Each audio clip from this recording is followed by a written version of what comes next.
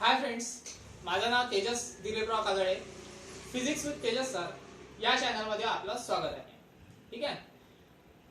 याच्या आधीचं जे लेक्चर होतं जे मी तुम्हाला शेअर केलं होतं त्यामध्ये मी तुम्हाला आपल्या नवीन सिलेबस बद्दल म्हणजे जो 12वीचा सिलेबस होता त्या 12वीच्या सिलेबस बद्दलची पूर्ण माहिती दिली होती. जुन्या सिलेबस वरून नवीन सिलेबस कशा पद्धतीने डेव्हलप केला गेला याबद्दलची पूर्ण माहिती मी तुम्हाला त्या व्हिडिओमध्ये दिली होती. आशा करतो तो व्हिडिओ तुम्ही पाहिलाच असेल. ओके, तर आज आपण आपल्या कॉलेजचं पहिलं लेक्चर स्टार्ट करतोय की ज्यामध्ये आपण पहिला युनिट काय करतो आहे स्टार्ट करतोय. ओके, तर नवीन सिलेबसच्या अनुसार जो पहिलं लेक्चर आहे आपलं किंवा पहिला युनिट आहे फिजिक्सचा त्या पहिल्या युनिटचं नाव आहे रोटेशनल डायनॅमिक. ठीक आहे. ज्यांनी व्हिडिओ पाहिला असेल त्यांना समजलं असेल की रोटेशनल डायनॅमिक कशा पद्धतीने डेव्हलप केला गेला.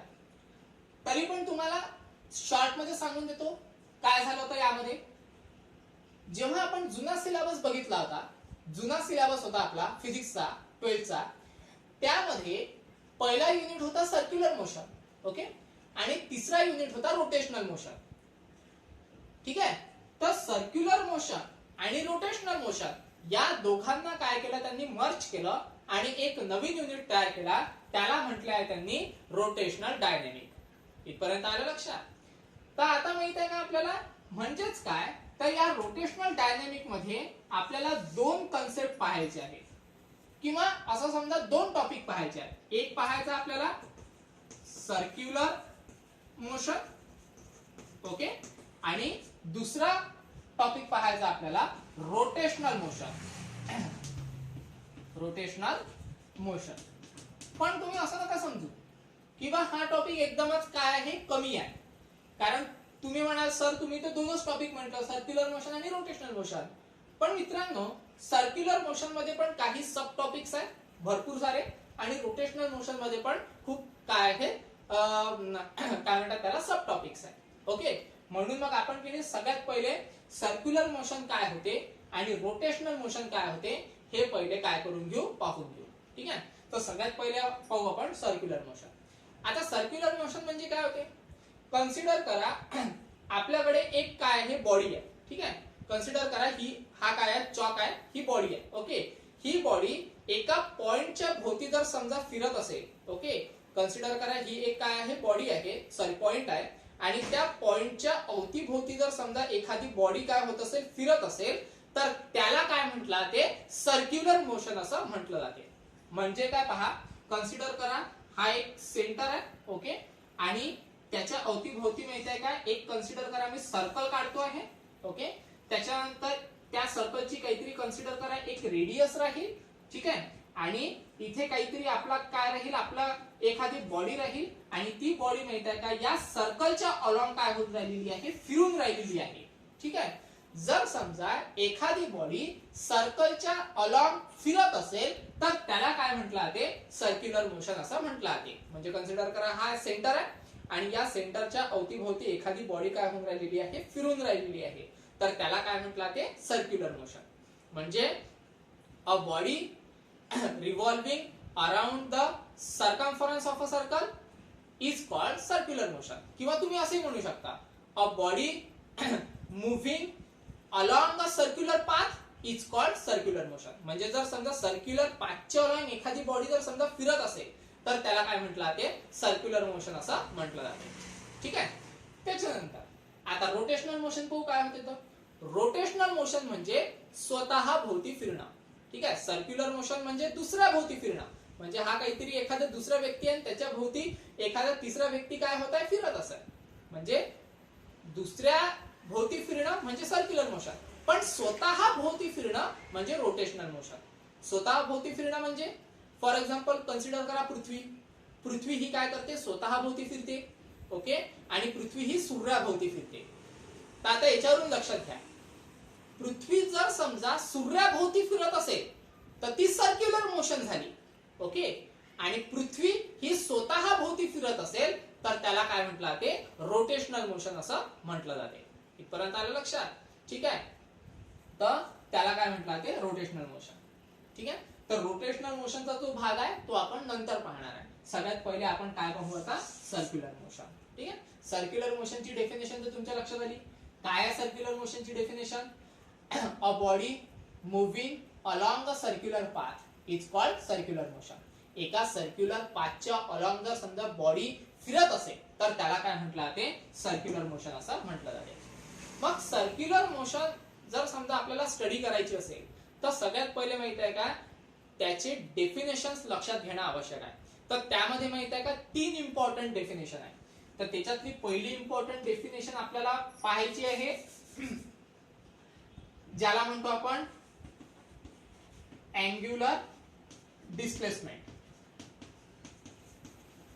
ओके, त्याच्यानंतर सेकंड इम्पॉर्टंट डेफिनेशन पाहायची आपल्याला सर्क्युलर मोशन मध्ये, जी आहे अँग्युलर वेलोसिटी.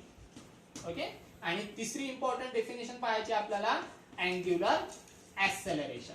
ठीक आहे, तर ह्या 3 इम्पॉर्टंट डेफिनेशन्स आपल्याला काय करायच्या आहेत, पाहायच्या आहेत. ठीक आहे, पण या 3 इम्पॉर्टंट डेफिनेशन्स पाहायच्या आधी, की ज्याचं नाव आहे angular displacement, angular velocity, angular acceleration, ह्या 3 डेफिनेशन पाहण्याआधी आपण माहित आहे का लिनियर डिस्प्लेसमेंट, लिनियर वेलोसिटी आणि लिनियर ऍक्सेलरेशन पाहणार आहे. आलं लक्षात? अँग्युलर पाहण्याआधी लिनियर पाहून घेऊ, म्हणजे समजायला थोडंसं इझी जाईल. पाहून घेऊ आपण. तर एक काम करतो, मी हे सगळं मोडून घेतो, नंतर तुम्हाला व्यवस्थित ते समजून सांगतो. ठीक आहे, सगळ्यात पहिले पाहू आपण लिनियर वेलोसिटी, लिनियर डिस्प्लेसमेंट. ठीक आहे, पहिले आहे लिनियर डिस्प्लेसमेंट. आता लिनियर डिस्प्लेसमेंट म्हणजे जी एका सरळ रेषेमध्ये होणारी डिस्प्लेसमेंट आहे. सरळ रेषेमध्ये म्हणजे पहा, त्याच्या नावातच त्याचा अर्थ लपलेला आहे. लिनियर म्हणजे हा जर फक्त एवढा शब्द जर लक्षात घेतला तर काय होईल, लाईन. ओके, म्हणजे एका लाईनच्या अलॉंग होणारी डिस्प्लेसमेंट, त्याला काय म्हटलं जाते, लिनियर डिस्प्लेसमेंट असं म्हटलं जाते. पहा आता, कन्सिडर करा, ही एक इनिशियल पोझिशन आहे माझी ए आणि ही एक फायनल पोझिशन आहे माझी बी. ओके, आणि एक माझ्याकडे काय आहे, पार्टिकल आहे. आता हा जो पार्टिकल आहे, हा पार्टिकल ए पासून तर बी पर्यंत जर समजा जात असेल तर त्याला काय म्हटलं जाते, डिस्प्लेसमेंट असं म्हटलं जाते. ठीक आहे, कन्सिडर करा, तुम्ही जर समजा की मी तुमच्या घरी आहे आणि घरून जर समजा कॉलेजमध्ये गेले, म्हणजे तुमची काय झाली रे, डिस्प्लेसमेंट झाली. ओके, तसंच इथे आहे, ए पासून तर बी पर्यंत हा पार्टिकल जर समजा मूव्ह होत असेल तर त्याला काय म्हटलं जाते, डिस्प्लेसमेंट. आता लिनियर डिस्प्लेसमेंट जी आहे ही आपण कशाने डिनोट करत असतो, एक्स ने डिनोट करत असतो. ओके, तर आता पहा, लक्षात घ्या, ही जी डिस्प्लेसमेंट आहे याला काय म्हटलं जाते, लिनियर डिस्प्लेसमेंट. त्याच्यानंतर दुसरा टॉपिक होता आपला, दुसरा कोणती होती डेफिनेशन, लिनियर डिस्प्लेसमेंट एक झाली. त्याच्यानंतर आहे लिनियर व्हेलॉसिटी. बरोबर आहे, दुसरी कोणती डेफिनेशन आहे आपली, लिनियर व्हेलॉसिटी. आता लिनियर व्हेलॉसिटी पहा, आता कन्सिडर करा, हीच डेफिनेशन कन्सिडर करा, जर समजा एखादी बॉडी आहे, ही बॉडी ए पासून तर बी पर्यंत जर समजा मूव्ह होत आहे, काय म्हटलं मी, एखादी बॉडी आहे, ती बॉडी ए पासून तर बी पर्यंत जर समजा काय होत असेल, मूव्ह होत असेल, तर मूव्ह होत असताना डिस्प्लेसमेंट परफॉर्म करत असताना त्याला काही ना काहीतरी वेळ लागेल. बरोबर आहे ना, त्याला काही ना काहीतरी वेळ लागेल. ठीक आहे, तर ज्या वेळेस डिस्प्लेसमेंट करत असताना एखाद्या पार्टिकलला जर काही वेळ लागत असेल तर त्यालाच काय म्हटलं जाते, व्हेलॉसिटी असं म्हटलं जाते. म्हणजेच व्हेलॉसिटीची डेफिनेशन काय मिळते आपल्याला, तर डिस्प्लेसमेंट अपॉन टाइम. काय मिळते आपल्याला व्हेलॉसिटीची डेफिनेशन, डिस्प्लेसमेंट अपॉन टाइम. पण आता जर समजा डिस्प्लेसमेंट हे जर स्मॉल अमाउंट मध्ये झालं, म्हणजे कन्सिडर करा, आता हे तर समजा लार्ज डिस्प्लेसमेंट आहे, पण डिस्प्लेसमेंट जर समजा की एखाद्या या दोन गोष्टीमध्ये जर समजा डिस्प्लेसमेंट होत असेल, स्मॉल डिस्प्लेसमेंट होत असेल, तर व्हेलॉसिटीचा फॉर्म्युला आपल्याला काय मिळतो माहिती आहे का, dx upon dt. Okay, dx upon dt म्हणजे एक प्रकारचा तो काय आहे, डेरिव्हेटिव्ह आहे. नेहमी लक्षात घ्यायचं, जर समजा मोठं काहीतरी व्हॅल्यू असेल, त्या व्हॅल्यूला जर समजा छोटं करायचं असेल तर आपण डेरिव्हेटिव्ह अप्लाय करत असतो. ओके, तर इथे मी काय केला, डेरिव्हेटिव्ह अप्लाय केला. तर याला वाचायचं कसं माहिती आहे का, displacement changes with respect to time. कसं वाचणार आपण, displacement changes with respect to time. With respect to time, किंवा तुम्ही असंही म्हणू शकता change in displacement with respect to time. आलं लक्षात? तर ही आहे व्हेलॉसिटीची डेफिनेशन. त्याच्यानंतर तिसरी डेफिनेशन आहे आपली महत्वाची, लिनियर ऍक्सेलरेशन. ठीक आहे, तर व्हेलॉसिटीला आपण v ने डिनोट करतो, लिनियर डिस्प्लेसमेंटला आपण x ने डिनोट करतो. ओके, त्याच्यानंतर ऍक्सेलरेशनला आपण ऑब्विसली a ने डिनोट करणार. आता पहा ऍक्सेलरेशनची डेफिनेशन काय आहे. जर समजा व्हेलॉसिटी ही जर व्हॅरी होत असेल किंवा व्हेलॉसिटी जर समजा चेंज होत असेल कोणाच्या विथ रिस्पेक्ट टू, टाइमच्या विथ रिस्पेक्ट टू, तर तुम्हाला काय मिळते, ऍक्सेलरेशन मिळते. आता तुम्ही म्हणाल कसं ऍक्सेलरेशन, तर कन्सिडर करा तुमच्या जवळ गाडी आहे. आता गाडीला काय असतं रे, ऍक्सेलरेटर असते, बरोबर आहे ना. ते ऍक्सेलरेटर वाढवलं की तुमची गाडी माहित आहे का एकदम चांगल्या स्पीडनी पळते, आणि ऍक्सिलरेटर जर समजा कमी केलं तर तुमच्या गाडीची स्पीड कमी होते, बरोबर आहे ना. म्हणजेच काय होऊन राहिलेलं आहे, व्हेलॉसिटी वाढत आहे, म्हणजे व्हेलॉसिटी इन्क्रीज होत आहे, म्हणजेच व्हेलॉसिटी चेंज होत आहे. मग व्हेलॉसिटी चेंज होत असताना काही ना काहीतरी वेळ लागणार आहे, बरोबर आहे ना. म्हणून मग ज्या वेळेस व्हेलॉसिटी ही चेंज होते विथ रिस्पेक्ट टू टाइमने, तेव्हा आपल्याला काय मिळत असते, ऍक्सेलरेशन मिळत असते. आलं लक्षात. जेव्हा तुम्ही गाडीची काय वाढवता, स्पीड वाढवता. आता स्पीड वाढवत असताना व्हेलॉसिटी काय होते, इन्क्रीज होत जाते. आता इन्क्रीज होत असताना त्याला काही ना काहीतरी वेळ लागणार आहे, तर त्यालाच काय म्हणतो आपण, ऍक्सेलरेशन म्हणतो. इथपर्यंत आलं लक्षात. म्हणजे ऍक्सेलरेशन इज इक्वल टू काय मिळणार आपल्याला, व्हेलॉसिटी अपॉन टाइम. पण व्हेलॉसिटी अपॉन टाइम राहील का, नाही. याचा आपल्याला काय करावं लागणार, डेरिव्हेटिव्ह, म्हणजे dv बाय dt, म्हणजे change in velocity with respect to time, त्याला काय म्हणू आपण, ऍक्सेलरेशन म्हणू. ठीक आहे, तर हे झालं लिनियर डिस्प्लेसमेंट, याला म्हणू आपण लिनियर व्हेलॉसिटी, आणि याला म्हणू लिनियर ऍक्सेलरेशन. ह्या तिन्ही व्हॅल्यूज माहित आहे का आपल्याला एका लाईनच्या अलॉंग मिळत असतात, म्हणून त्याला आपण लिनियर असं म्हणतो. लिनियर डिस्प्लेसमेंट, लिनियर व्हेलॉसिटी आणि लिनियर ऍक्सेलरेशन. ठीक आहे, अशाच पद्धतीने माहित आहे का सर्क्युलर मोशन मध्ये सुद्धा आपल्याला माहित आहे का 3 डेफिनेशन्स पाहायचे आहेत. ठीक आहे, जसं मी तुम्हाला सांगितलं 3 डेफिनेशन मधली सर्क्युलर मोशन मध्ये पहिली डेफिनेशन काय होती आपली, अँग्युलर डिस्प्लेसमेंट. ठीक आहे,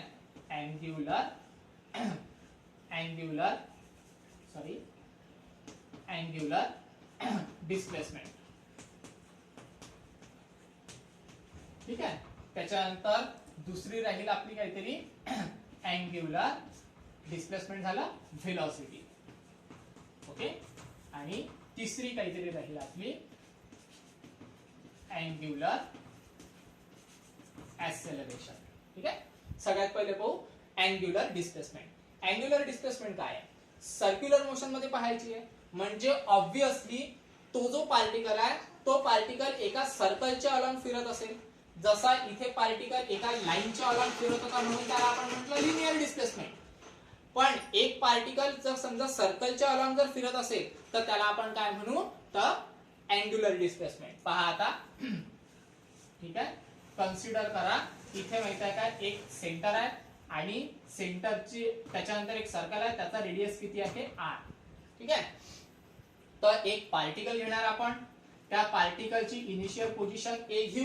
ओके, आणि पार्टिकलची फायनल पोझिशन काहीतरी इथे काहीतरी b घेऊ. ठीक आहे, म्हणजेच तो जो पार्टिकल आहे तो पार्टिकल काहीतरी a टू b च्या अलॉंग काय होत आहे, मूव्ह होत आहे. आता लक्षात घ्या, पार्टिकल माहित आहे का a पासून तर b पर्यंत जात असताना काहीतरी अँगल क्रिएट होऊन राहिलेला आहे, आणि त्या अँगलला काय म्हणू आपण, theta.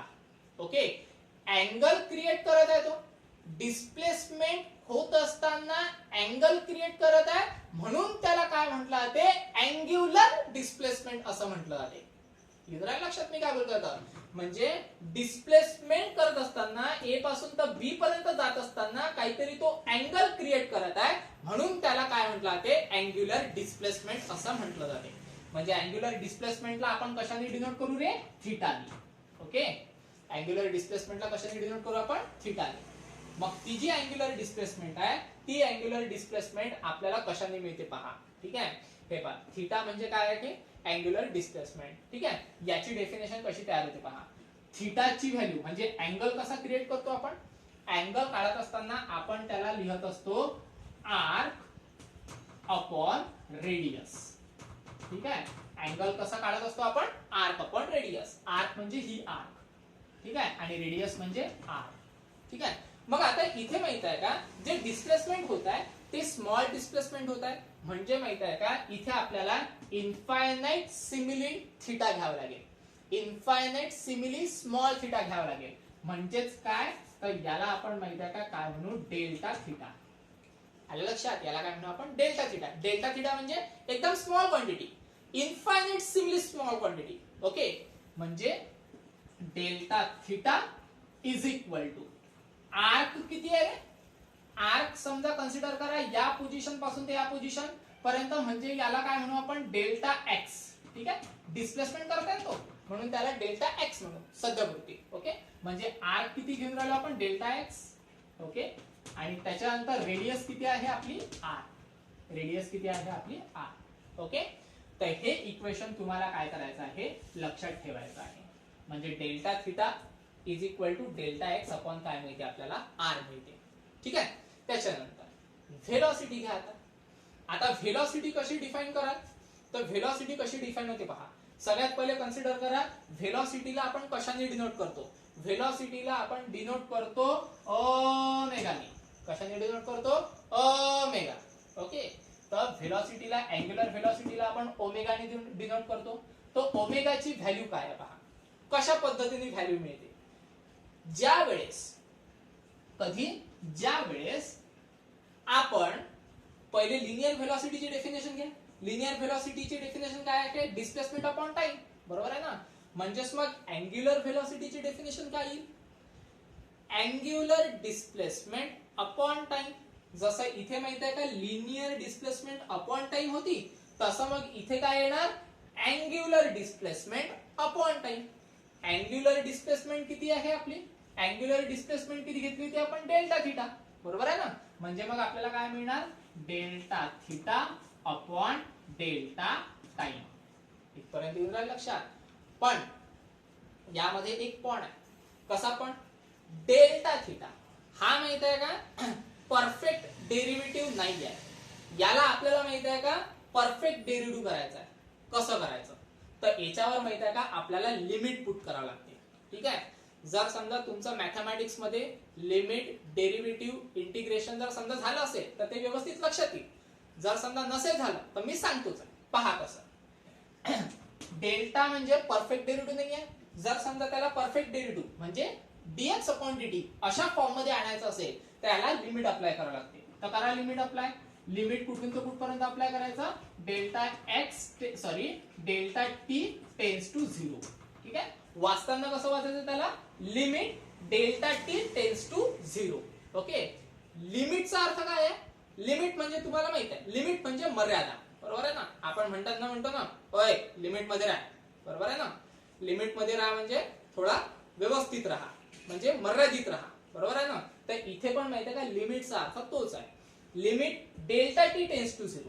Delta T tends to 0 म्हणजे तो 0 पर्यंत जाण्याचा प्रयत्न करतो, 0 पर्यंत जाण्याचा प्रयत्न करतो, पण 0 होत नाही, कन्सिडर करा समजा ही 0 पोझिशन आहे. ओके, तो 0 पर्यंत जाण्याचा प्रयत्न तर करतो पण पूर्णपणे 0 होणार नाही.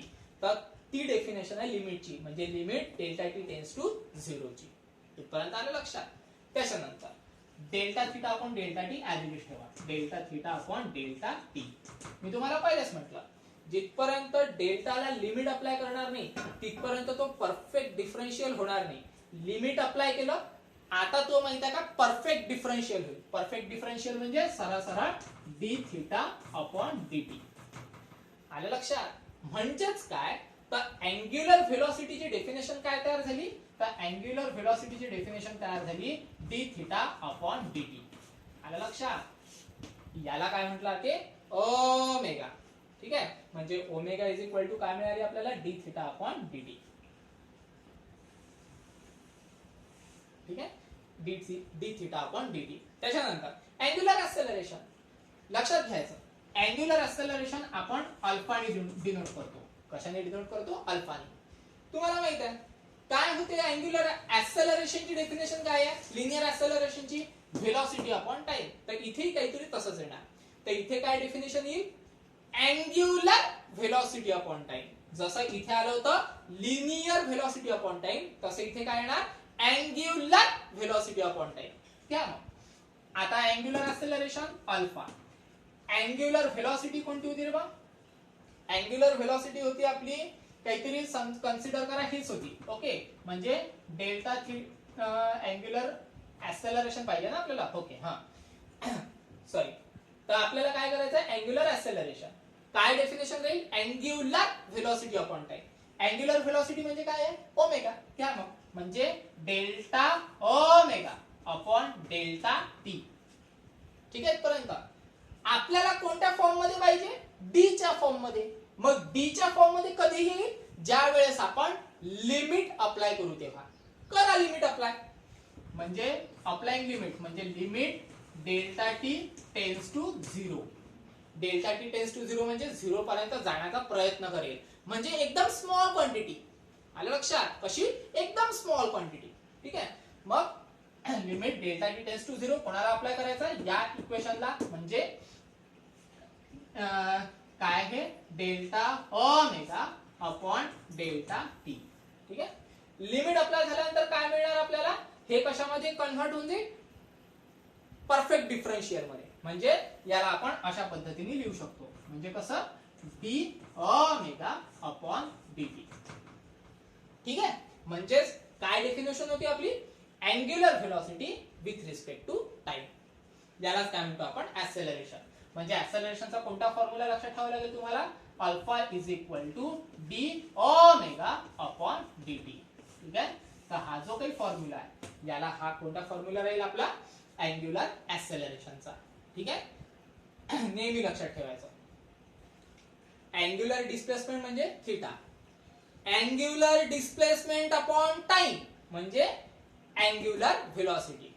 अँग्युलर व्हेलॉसिटी अपॉन टाइम म्हणजे अँग्युलर ऍक्सेलरेशन. ठीक आहे. तर हे माहित आहे का? बेसिक डेफिनेशन आहे. कारण ह्या डेफिनेशन जर समजा आपल्या लक्षात नाही राहिल्या तर आपण माहित आहे का फिजिक्स सॉल्वच नाही करू शकत. ठीक आहे. म्हणून माहित आहे का या डेफिनेशन तुम्ही व्यवस्थित लक्षात घ्या. ठीक आहे. बुक मध्ये वगैरे ही जी शॉर्ट नोट्स आहे ही काय करा? नोट डाऊन करा. आणि यावले सरांनी तुम्हाला ग्रुपवर पीडीएफच्या माध्यमातून बुक्स अवेलेबल करूनच दिले असतील तर ती बुक काय करायची? रेफर करायची. आलं लक्षात? आणि तुम्हाला समजण्यासाठी हे तुम्ही नोट डाऊन करू शकता. काही अडचण आली तर मेसेज टाका किंवा फोन करून तुम्ही मला विचारू शकता. ठीक आहे. आजचं लेक्चर इथे स्टॉप करू आपण. ठीक आहे. उद्याला नेक्स्ट पाहू. ठीक आहे. धन्यवाद.